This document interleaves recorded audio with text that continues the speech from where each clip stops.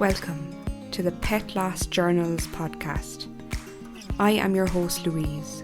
This podcast is all about the reality and impact pet loss has on our lives, and I will be discussing my personal journey through pet loss. So if you are struggling on your own pet loss journey, then this is the podcast for you.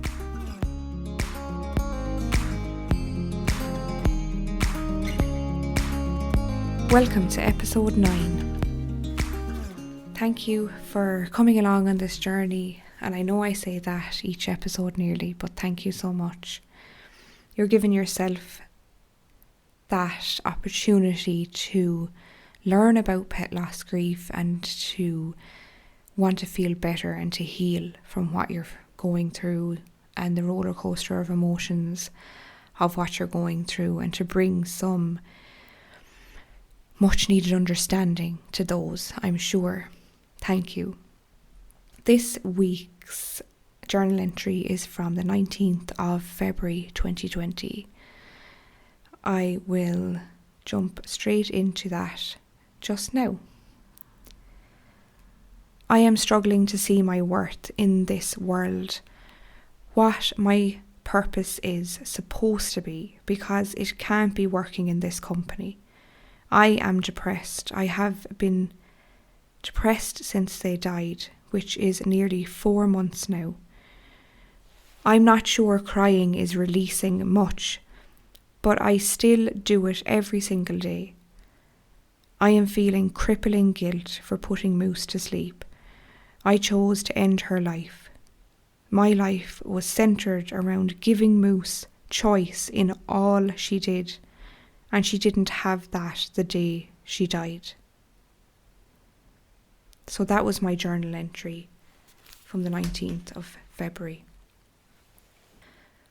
What I want to highlight from this journal entry this week is the fact that I speak about the crippling guilt that I feel, and I know that from speaking to many clients that this kind of emotion, this feeling of guilt is so common. It's unbelievably common. It's probably the most spoken about emotion within the pet loss groups and one-to-ones that I, help clients process.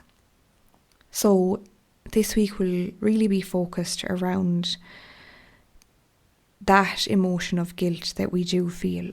And I know that many of you listening, unfortunately, have gone through the experience of euthanizing your companion animal, putting your animal to sleep.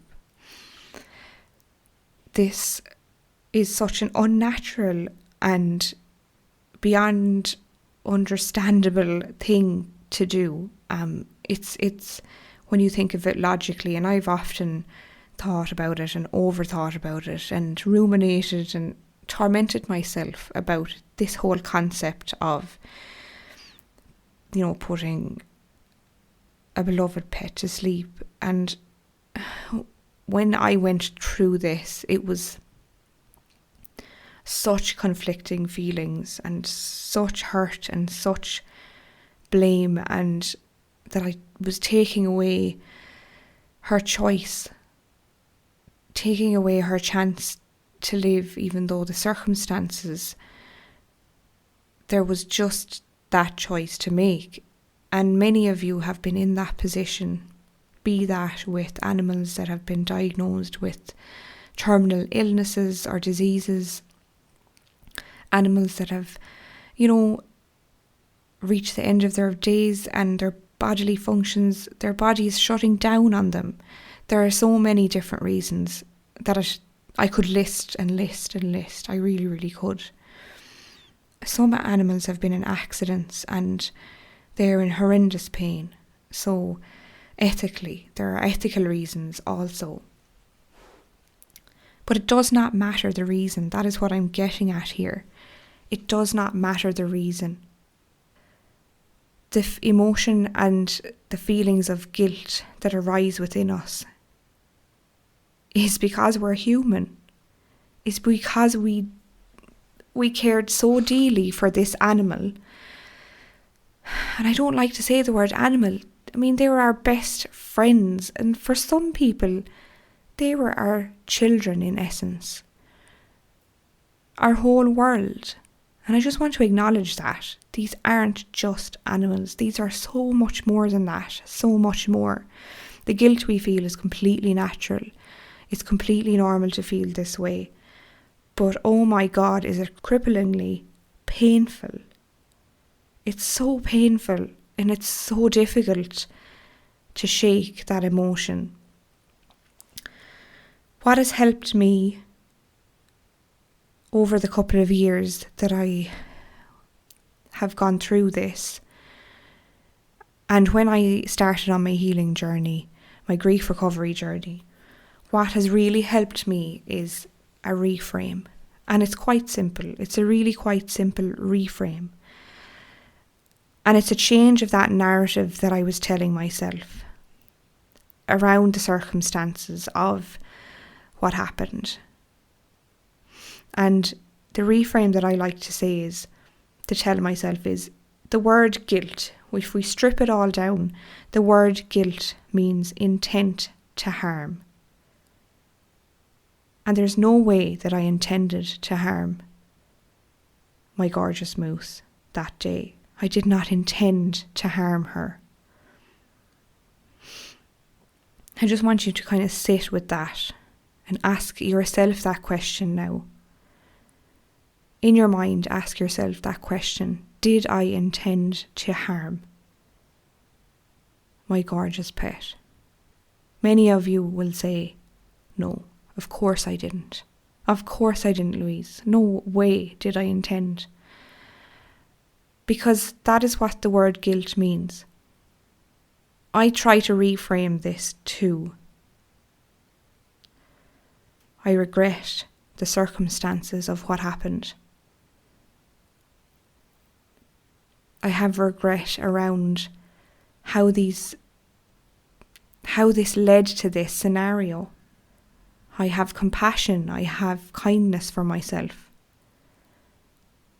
But trusting that the choice that I made was the best choice for my pet. That I am listening to myself when I say that. The choice that I made, and I trust that I made that choice. It was for the best for my pet. Our pets can't make those choices. They can't make those choices verbally. But we as guardians, as pet parents, as, I don't like to say pet owners very often. The pets nearly own us, don't you think? That's a nicer way of saying it. We're their guardians and we're responsible for providing a really high quality of life for them. So I try to think of it that way. I hope that this has challenged you to change that narrative in your mind that you may be telling yourself and tormenting yourself about these feelings of guilt. The word guilt has really been skewed in society. And look, this is another belief from our childhood. You know, you're guilty, you didn't tell the truth, you know, you did this, you did that, intent to harm, is the meaning of guilt. And it doesn't quite fit personally for my situation with my dog around euthanasia. It doesn't quite fit. What fits is I have regrets around the situation and the events that led to that happening to my beloved, gorgeous dog. That feels more fitting for me. That feels more aligned and comfortable for me because I did not intend to harm. Ask yourself that question and sit in that. Close your eyes after this podcast and say, if there was another emotion, if there was another feeling word that I could put on this situation, would it be guilt? Would it be that I did this to harm my pet? I don't think so. Because the majority of people that I speak with, they will agree that they did not intend to harm their pet and that they would have done anything humanly possible to keep them here on earth, of course. I hope that reading out this journal entry has helped you to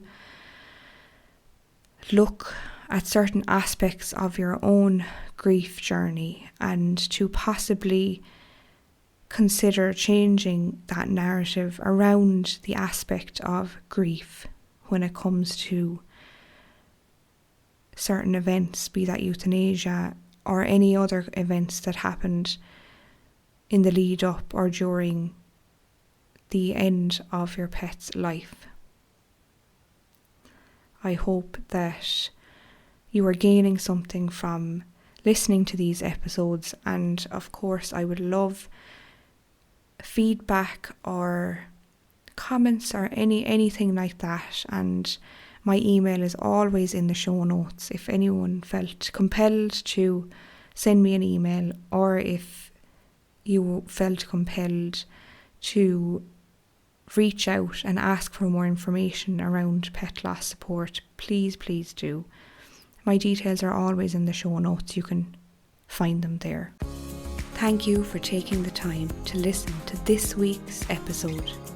Remember, your pet loss grief is real and it is so valid. Please be gentle on yourself. Until next time, take care.